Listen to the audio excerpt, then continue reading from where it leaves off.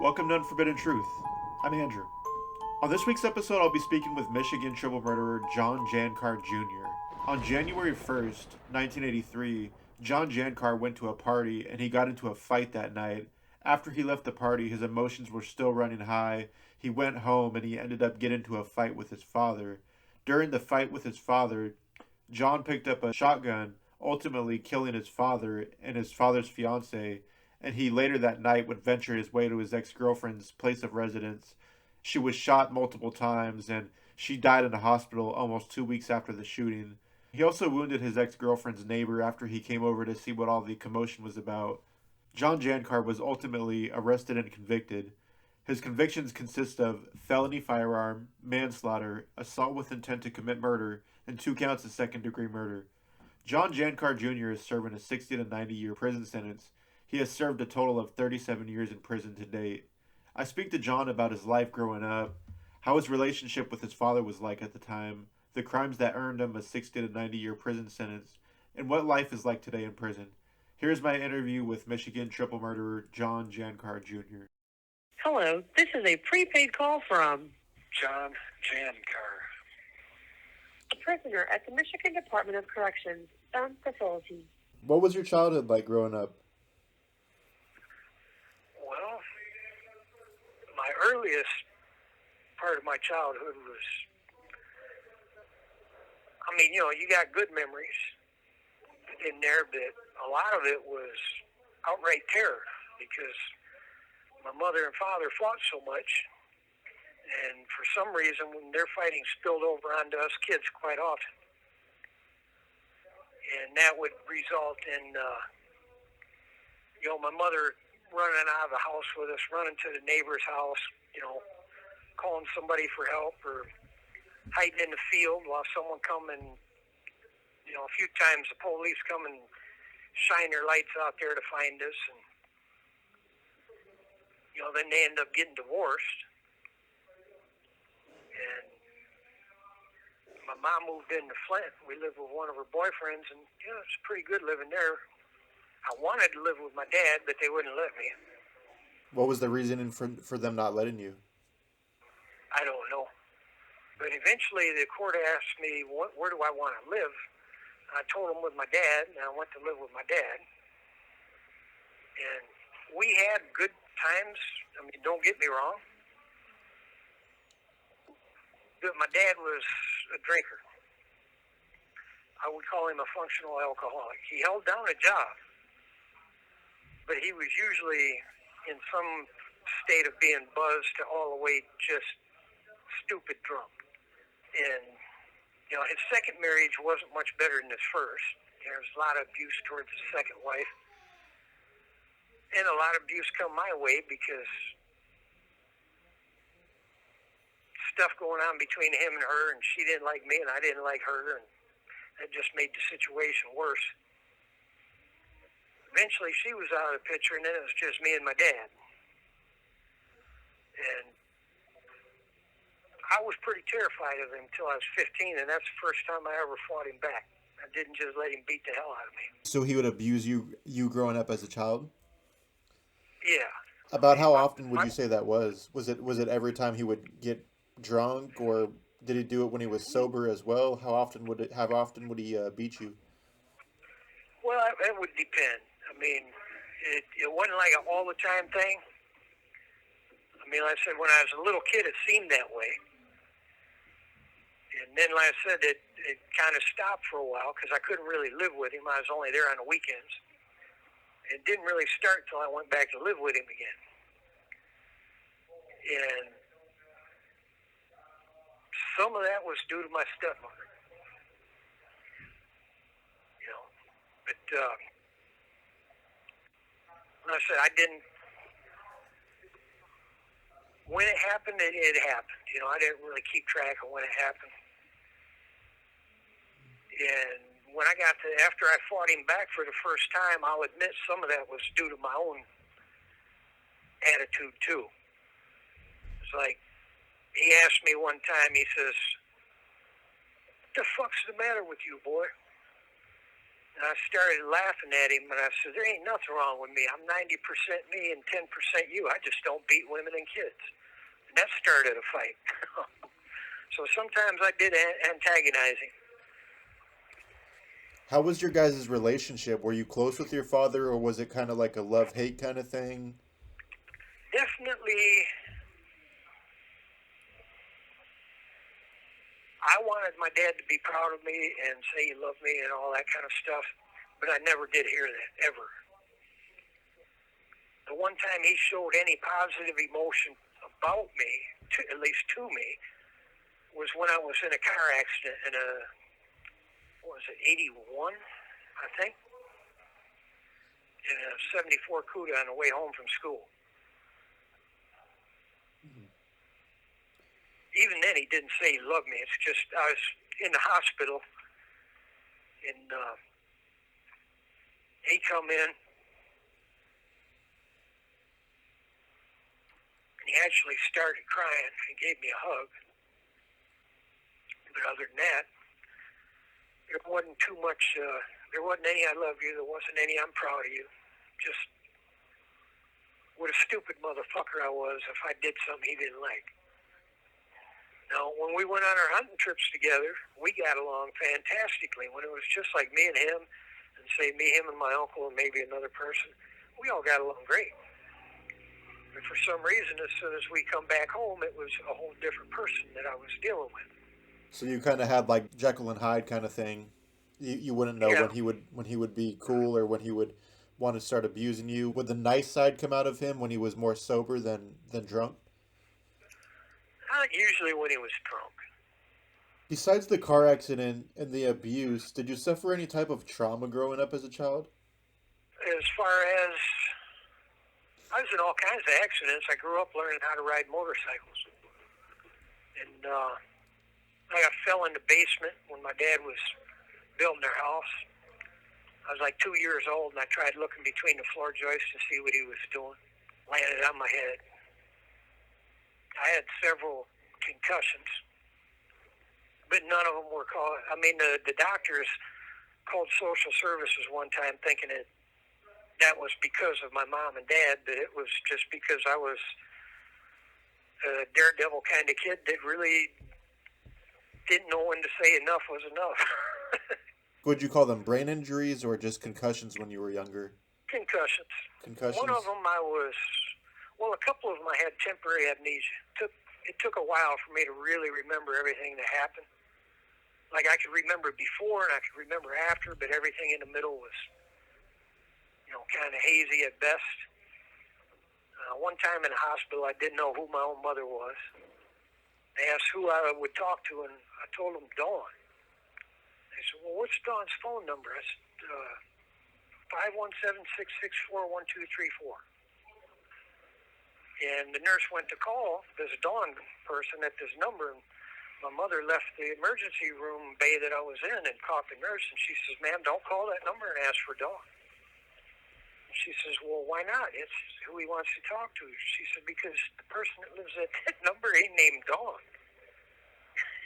If you ask for Dawn, he'll be back in here tomorrow with a head injury a lot worse than he's got now. So what was your behavior like growing up as a child?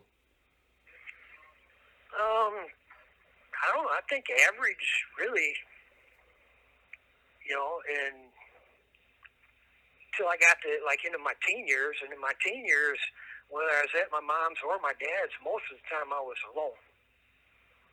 I did most of the cooking, cleaning in the house and stuff like that because my older sister was gone already. She'd already ran away. She'd had enough of everything that was going on. So, I'd look after my little brother when I was at my mom's, and when I was at my dad's, I'd look after him there too. Or if he dropped off his girlfriend's kids, then I'd look after them. But a lot of the time I was alone in the house. Sometimes he'd leave and he wouldn't fill the fuel oil tank up, so there'd be no heat. We ended up buying a kerosene heater. I'd fill that up, and I'd heat the house with one of them 1-gallon kerosene heaters, like a camping thing. I almost killed myself with a Coleman stove, a little camping stove, or like heater thing. carbon monoxide buildup in the house. After that, that's when my dad bought the kerosene heater. And I'd keep kerosene in that to heat the house when he was gone. And we had like a normal one-story ranch house, like 3-bedroom, bathroom, kitchen, living room.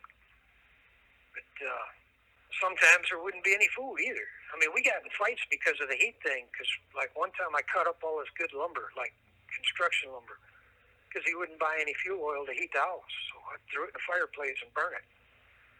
And I said sometimes I could be a little prick if I wanted to be, and I'd end up instigating and stuff, but I was tired of sitting in the house cold or no food. If there's no food, he'd tell me, go hunt something. I said, well, there ain't no ammunition in the house. How the hell am I going to hunt something? So I'd go over my friends, like I had a friend, Kurt Rich. We had neighbors that one woman, she's passed away now, Ruth Martin, but her kids are still around. A lot of times she'd invite me over to eat with them. Sharon Rich, Kurt's mom, she'd invite me over to eat. My friend Craig, he lives in Saginaw now. He spent a lot of time around the house. And a lot of times he'd be like, well, come on over to my house, man, we'll get some dinner. And because he'd actually see ice build up on the inside of the windows of the house. You were left alone a lot, and you were hungry and cold as a child. My dad would bring money around, but he'd let things run out, and he'd be busy chasing his girlfriends and partying and what have you. And I pretty much was growing up doing what I wanted to do. If I wanted to get high, I got high. If I wanted to drink, I drank. The people I grew up around in Flint, the kids my own age and older people, that's pretty much what they did. Because it's, like a biker community where the people that my mother hung around with and my dad hung around with. So I was doing the things that were common to that type of subset of, any community. Have you ever been diagnosed with any mental illnesses that you're aware of? They had a psych here. He didn't make it official, but he said he felt that I probably was bipolar. I don't take any meds. I called my mother and told her that, and she says, oh, I know you've been like that since you were 10. She says, yeah, your dad's like that, and your grandma's like that. She was in Northville Hospital for 6 years. I'm like, and you never thought to tell me this thing when I was growing up? She says, well, I did. I said, no, you didn't. The only thing you ever told me is I shouldn't drink and do drugs because it was different for me, but you didn't explain why it was different. You didn't explain that I could go into a manic rage state or a homicidal rage or, a manic suicidal state. You didn't explain none of that. And she told me, well, it's nobody's business what our problems were. I'm like, it was my business. My mother wouldn't admit when she was wrong, no matter the situation. She wasn't going to admit if she was wrong. So let's talk about what landed you in prison. You're convicted of killing your father and his girlfriend, Joyce Carr, as well as your girlfriend at the time. And there were some other shootings that were non-fatal, I believe. Can you talk about everything that led up to the crimes, the shootings, everything that went down? Well, what led up to it was the animosity I held inside for my father for all the stuff he'd done over the years. And, we had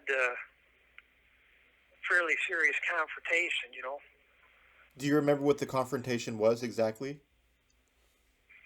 He had went over to my mother's house, kicked her door in, and beat the living hell out of her and left finger marks in her throat from where he had been choking her. I don't know what it was about. My mother wouldn't tell me, but for a while he stayed away from me for a couple months. But the night in question, I went to a party, and I was told sometime before this, if I saw this guy put his hands on Joyce's daughter, and I didn't do something about it, then my dad was going to fuck me up when he heard about it. I was at this party, and I saw the guy put his hands on her. Not to extremes, but it was starting to go that way. And I got up, and I put him in check. And he immediately didn't want to fight me. kind of threw his arms up in front of his face and lifted one leg up in front of me. He said, "I'm not fighting you." He's like on the couch, because that's where I tossed him. And someone come up behind me, and today I know that this guy only wanted to stop a problem before it started. But being drunk and high and him putting his hands on me from behind, I just figured, they're coming at me, and I started fighting anyone that came at me at that point. When I called my dad for help, when he showed up, we were fighting in a donut shop on North Saginaw in Flint. So that's where I ended up at. And the guy in there told us he called the cops. And when we heard the sirens, we both left. And, of course, we were arguing and fighting all the way till he picked up Joyce's daughter. And we were arguing and fighting all the way home. And when we got home, he says, "You motherfuckers, get your ass in the house now, and I'll be in with deal with you in a minute." I went in the house, grabbed a shotgun, came out of the bedroom, and shot him and Joyce. That's all public information, so not like anyone can't find it if they want to. Where did these other non-fatal shootings come into play? I guess there was one other fatal shooting, then there was an additional shooting after that, correct? Yeah, I went out to my ex-girlfriend's house, and she was terrified, and rightfully so. Here's a guy showing up in her house, blood all over him, shotgun in his hands, and we got to arguing, and then her neighbor come, and I ended up shooting both. The shooting of your ex-girlfriend, she ended up dying in the hospital, and the neighbor ended up surviving. Yeah, he survived. So, I know the motivation for the shooting of your father and his significant other was a confrontation between you two. What was the motivation behind the shooting of your ex-girlfriend? And I know the neighbor, of course, he came over at a wrong place, wrong time, and that's how he got shot. But what was the motivation between the shooting of your ex-girlfriend? That guy showing up was pretty much what set the whole thing off. I was not a stable young man. And when I got in a full head of steam going like that, pretty much anybody that got in the way usually end up involved. It's somehow, some way, whether it's a regular fight or whatever. I was definitely somebody that needed counseling and was never going to get it. Were you ever offered counseling, or did you just turn it down? Oh, no, hell no. I wasn't going to get counseling because counseling would figure out where the problems were arising. That was not going to be allowed to happen. So, at one time, the Child Protection Services did an investigation on me, and I'm sure that would have to be recorded somewhere. They were saying I was a neglected child. I didn't understand that because I had all these expensive toys, motorcycles, guns, bows and arrows, and things like that. My family coached me on what to tell them, and I wasn't seeing that they meant neglect in a way that I'm being left alone basically to run the roads how I wanted to, do what I wanted to, I didn't really see that as a neglect. I just thought I had really cool parents. Let's fast forward to when you're arrested. You're arrested a few hours after the murders, and you're booked into custody. What's going through your mind at the moment you were arrested, being a 17-year-old boy? Yeah, my whole world's at an end. And, the one person I wanted more than anything for something positive from is dead, and I ain't never going to get that now. Lori's dead. Lori didn't have any, she didn't deserve that. I didn't even know who the guy was that I shot, her neighbor. I mean, I had all kinds of different things going through my mind at that point. So you're originally charged with 2 counts of murder, 2 counts of assault with intent to commit murder, and 2 counts of felony firearm. You accept a plea bargain, which gave you a 60 to 90-year prison sentence, and you pled guilty to second-degree murder and voluntary manslaughter. I got found guilty of second-degree murder in Genesee County and manslaughter in Genesee County. They didn't charge me with a weapon. Charging me with a weapon there would have tied the 2 cases together in Genesee and Lapeer County. They were trying to cover up the single transaction. because under U.S. law, anything committed in a continuous time frame to achieve a single intent or goal shall be tried as one trial. That was the law of the day, and the law is similar to that now. So they were trying to obscure the connection. They didn't charge me with, for instance, with stealing Joyce's car, my dad's girlfriend, after I shot him. Because doing that, charging me with a gun in Genesee County ties Lapeer County and Genesee together. And you already had psychiatrists saying that this was a pent-up emotional outburst displaced on the victims, that I felt responsible for that emotional upset. So they didn't want to tie these two counties together. They both wanted their own, star convictions. So, but I ended up pleading guilty in Lapeer County to a count of second-degree murder over Lori and attempt murder for the neighbor. And then they give me a weapons charge in Lapeer County. So what was going through your head right after you were sentenced? Everything. I mean, I was hurting as much a person can be hurt and not take their own life. And, I mean, I was pretty much a mess. So what was your first night in prison like?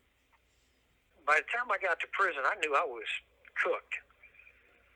So I went from being hurt to just being pissed. I already knew that there were going to be every kind of freak and fag and everything else coming at me, trying to extort money, trying to extort sex. And I had a really big chip on my shoulder just waiting for the first person to knock it off. And did that happen? Oh, yeah. Yeah, that happened all the time back when I first got locked up. You were going to get tested. You were going to get tried. And you damn well better be ready to do whatever you had to do. Fight, stab somebody, whatever. But you damn well better hold your ground, because if not, you was going to be somebody's punk. What happened that first time that somebody did try to make you their punk? They end up getting hurt. And I spent some time in a hole for it, got out. Did you gain some type of respect then, or did people leave you alone after that? I mean, they did, but they still thought, well, that was that guy, not me. And they still kept trying for a little while until it was firmly established that, we need to leave this guy alone. I told my family, I said, don't expect me to ever get out of prison, because I'm going to do what I have to survive. I don't care what that is. They're like, well, we want you to come home. I said, I'm not going to be anybody's bitch. I'm going to do what I got to do, and I'm going to survive. And people are going to leave me alone. It's that simple. Just turned 18. I'm getting thrown into it's supposed to be a youth prison, but it's full of adults. The worst kind of predatory adults that snitched on other people in adult prisons. So they're at the youth facility so they don't get butchered somewhere else. So I got put in with the worst of the worst crap in the prison system. And, like I said, you better be able to stand your ground. Nowadays, it still ain't a cakewalk for youngsters either. You were born in 1965, and you've been incarcerated since 1983, and it's now 2020. You've spent most of your life in prison now. What do you do to keep busy on a day-to-day basis serving your sentence? Well, I've always been into working out, so I work out. I can't right now with weights because they won't let us, but I do calisthenics stuff. I run. I paint. I've always been artistic, so I paint. I used to play guitar, but I sent a guitar out to buy a better one, and a staff member withheld the fact that if I sent that guitar out, I wouldn't be able to buy a better one because they had said we could only buy a guitar for $50 or less, which, that was a spiteful prick thing to do. But then he tells me after he's sure my guitar is gone that I can't get a better one. So I wish I could, but the only thing they'll allow you to get now is some kid's toy that I'm not paying no $100 for a kid's toy. Do you still have that same anger you did when you were sentenced to prison? No. I got into my native spiritual practices in 95, 96. And I've been getting taught by different pipe carriers, until I left Kinross in 2010 up north in the Upper Peninsula. Now I'm back down here. I've been trying to get, native elders to come in and help us with our spiritual stuff here, but so far that hasn't panned out. I've been asked to lead a lot of the native groups, but pretty much my spirituality, working out, art, and I got into studying law. I got certified as a paralegal, so I help people doing some stuff like that. You were asking if I was the same person then or today as I was then, and I can assure you that is definitely not the case. Like today, I said I don't seek out being a leader of a spiritual group or anything like that. I'd like to be the guy in the back of the bus that no one's paying attention to, but that never seems to work out for me. I usually get put in the in the lead of things. When I was younger, I was like a lot of kids today. The more violent something is, it seems like the more they want to be, involved with it. I mean, I was that way with movies and games and things like that, and I see kids doing that today, and it really pisses me off because people are making entertainment out of murder. I don't care if it's fantasy and fiction or not. That's what they're doing. And we shouldn't be putting that mindset in young people's minds that it's okay to do these things. Because that's what you're doing. You're desensitizing them to something that they should be abhorrent to. Not something they're ready to do and don't care. We can round this out with having you talk about anything that we haven't yet covered that you would like to talk about or get off your chest after all these years. The only thing I'm really still trying to think of is how do you say you're sorry to people that you've hurt in the way that you have? Because you can't ever correct it, you can't ever change it, And like I've had a niece that was murdered since I've been in here. My sister was gang raped since I've been in here. I definitely know what it feels like to be on the victim's side of crime and to have that anger towards, the people that did it. So I understand people not wanting to forgive and forget. And it's really dealing with that because like I told you, I'm like a miniaturized version of my father. I look like him. I'm built like him. I'm just smaller. So every day I get in the mirror, I get to see one of the people that I killed, which reminds me of the others. Like I said, how do you say you're sorry? That was my interview with John Jancar Jr. Go check out my Patreon, patreon.com/unforbidden truth. Thank you for listening. I hope to see you next week. Unforbidden.